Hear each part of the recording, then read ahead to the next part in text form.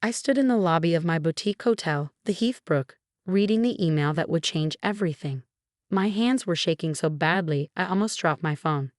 Dear Ms. Alexandra Bennett, on behalf of the British royal family, I am inquiring about booking your entire property for a month-long stay. I had to sit down. Meanwhile, across town, my brother James was probably putting the final touches on his presentation for our family reunion. The one my parents had insisted on hosting at his proper luxury hotel instead of my quaint little bed and breakfast. I'm Alex Bennett, and this is how my family's snobbishness about my hotel backfired spectacularly.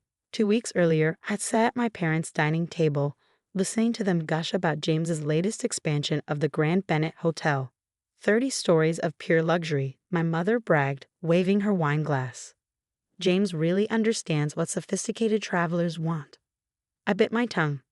The Grand Bennett was exactly what you'd expect from my brother. Flashy, overpriced, and about as personal as a credit card statement. Everything was chrome and glass, with rooms that looked identical to any other high-end chain hotel. The family reunion has to be there, my father declared. 300 relatives coming from all over the world. We need to show them how successful the Bennett Hotel legacy has become. I cleared my throat. The Heathbrook could host it. We have enough rooms, and our chef. Oh, sweetie, my mother cut in with that patronizing smile I knew too well. Your little place is charming. But this is a major family event. We need something more substantial. The Heathbrook is substantial, I protested. We have 25 unique suites, a Michelin-starred restaurant, and 25 rooms. James laughed, walking in late as usual. That's not a hotel, that's a large house. The Grand Bennett has 300 rooms. That's what a real hotel looks like. I gripped my water glass tighter.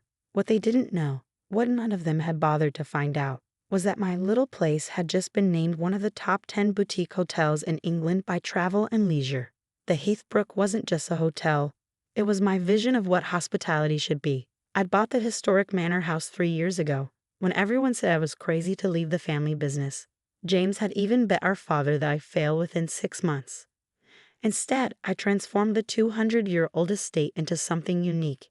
Each suite was individually designed, blending historic charm with modern luxury. Our restaurant didn't just serve food, it created experiences. Our gardens weren't just decorative, they supplied our kitchen with fresh ingredients. But to my family, success only counted if it came with a corporate logo and a massive scale. We've already decided, my father said firmly. The reunion will be at the Grand Bennett. James has arranged everything. I stood up, tired of the conversation. Fine, let me know what days to block off. Actually, James smirked. Maybe you should keep your rooms available. You know, for the relatives who can't afford our rates. I walked out without responding. They'd never understood why I'd struck out on my own instead of joining the family business. To them, hospitality was about numbers, room counts, occupancy rates, profit margins. To me, it was about creating something special. Back at the Heathbrook, I threw myself into work. We were preparing for our busiest season, and I had a new chef to train, gardens to oversee, and 1,000 details that needed my attention. That's when the first hint of something interesting arrived. Ms. Bennett. My front desk manager, Sophie, called me over one morning. There's a gentleman here asking very specific questions about our security capabilities and private entrance options. He says he's doing a preliminary site survey. I looked up to see a perfectly groomed man in an impeccable suit studying our lobby with intense focus. Good morning. I approached him. I'm Alexandra Bennett, the owner. How can I help you? He turned, assessing me with practiced efficiency. Richard Morton, Royal Protection Group. We're evaluating potential properties for an upcoming extended stay. Your hotel has been recommended. My heart skipped a beat. The Royal Protection Group handled security for the British royal family. Of course, I said calmly, though my pulse was racing. Would you like a tour? The next 2 hours were surreal. Mr. Morton examined everything: security systems, kitchen facilities, staff quarters, emergency protocols. He seemed particularly impressed by our private gardens and the separate entrance that had once been the manor's carriage house. Very promising, he murmured, making notes. The size is actually perfect, large enough to accommodate the entire party, small enough to secure effectively, and the privacy. He glanced around the walled gardens. Excellent. He left with a stack of documentation about our facilities. I tried not to get my hopes up, but 2 days later, another team arrived. This time they inspected every room, tested all our communication systems, and interviewed my key staff members. Then came the email. I read it 3 times to be sure. The royal family wanted to book the entire hotel, all 25 suites, the restaurant, the gardens, everything for a full month. My phone buzzed. It was James. Hey sis, about the family reunion. We're thinking of putting all the second cousins in our budget wing. You know, the ones from Ohio who probably won't appreciate the premium suites anyway. I looked at the royal booking request again and smiled. Actually, James, I won't be able to help with the overflow. We're fully booked that month. What? All 25 whole rooms. He laughed. What, did you get a bus tour or something? Something like that, I said. Good luck with the reunion. I hung up and looked around my lobby, my beautiful, historic, perfectly sized lobby. In a few weeks, it would welcome actual royalty. But for now, I had work to do. My phone kept buzzing with messages from James, each one more condescending than the last. A full booking. Sure you didn't add wrong? Must be nice having so few rooms to manage. Dad says you're just trying to avoid helping with the reunion. I ignored them all. Let them think what they wanted. Sometimes the best revenge is simply waiting for the perfect moment to reveal the truth. And that moment was coming sooner than they knew. The news broke on a Tuesday morning.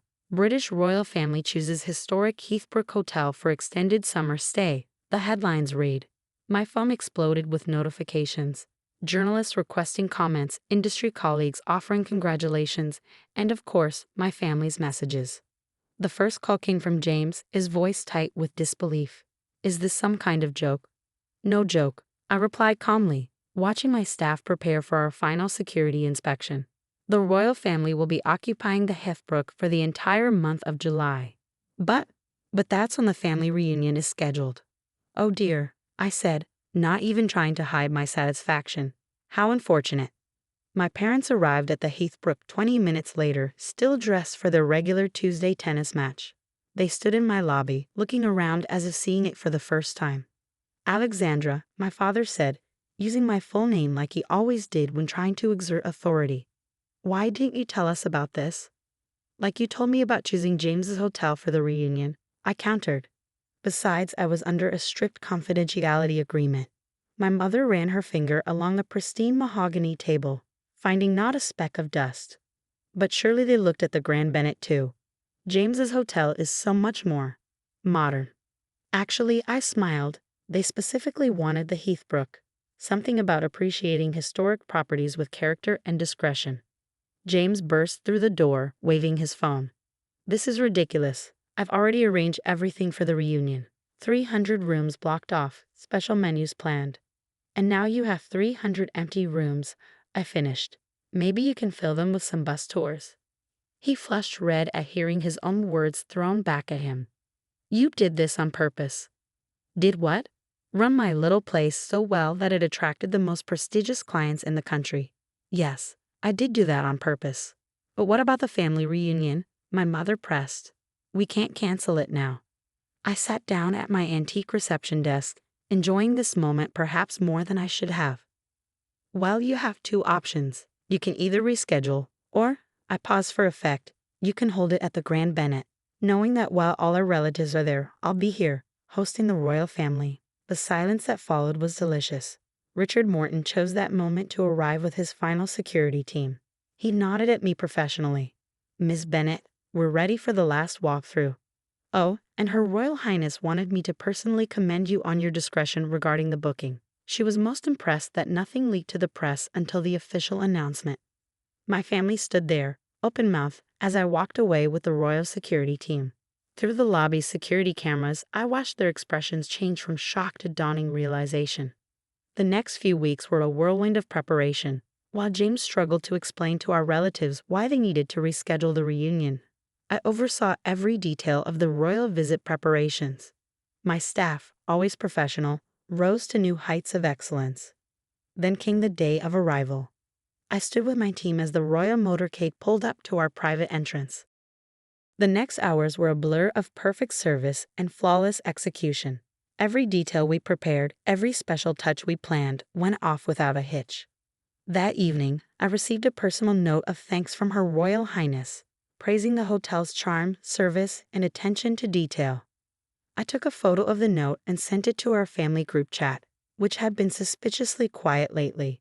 The responses came quickly. Mom, darling, we may have underestimated your vision. Dad, very impressive, Alexandra.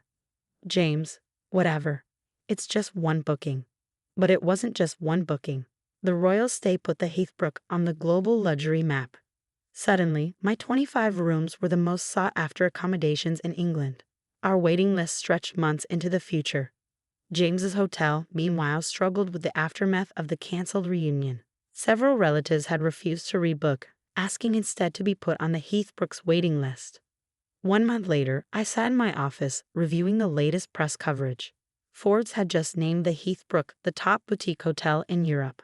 Travel and Leisure was running a feature on our farm-to-table restaurant, and Condé Nast Traveler had dubbed us the crown jewel of British hospitality. My phone buzzed. James again. Listen, he started, his voice unusually humble. I've been thinking. The Grand Bennett's occupancy rates are down, and our reviews. Well, maybe we could discuss some sort of collaboration. Your expertise with our resources. I looked out my window at the perfectly maintained gardens where the royal family had taken their afternoon tea just weeks ago. Sorry, James, I replied. The Heathbrook isn't interested in collaborations right now. We're quite busy with our waiting list. But I hear there are some lovely bus tours looking for accommodations. After hanging up, I walked through my hotel, my successful, prestigious 25-room hotel. Every suite was full, every guest was happy, and every staff member knew they were part of something special. My parents had finally stopped suggesting I join the family business. James had stopped making jokes about my little place. And our relatives? They'd rescheduled the reunion at the Heathbrook. Unfortunately, we were fully booked through the next 2 years. Sometimes success isn't about size or flash. Sometimes it's about creating something genuine and unique, something that even royalty can appreciate. And sometimes, the best revenge is simply letting your excellence speak for itself. That evening, as I checked in a famous film director who'd waited 3 months for a reservation, I received one final text from James. Okay, I admit it. You won. I smiled, thinking of the royal family's confirmed booking for next summer, the waiting list of celebrities and dignitaries, and the growing empire I built with just 25 perfect rooms. No, James, I typed back. I didn't win, I just built something better. Because sometimes the smallest places can make the biggest statements, and sometimes a little bed and breakfast can outshine the grandest luxury hotel, especially when it has a royal seal of approval.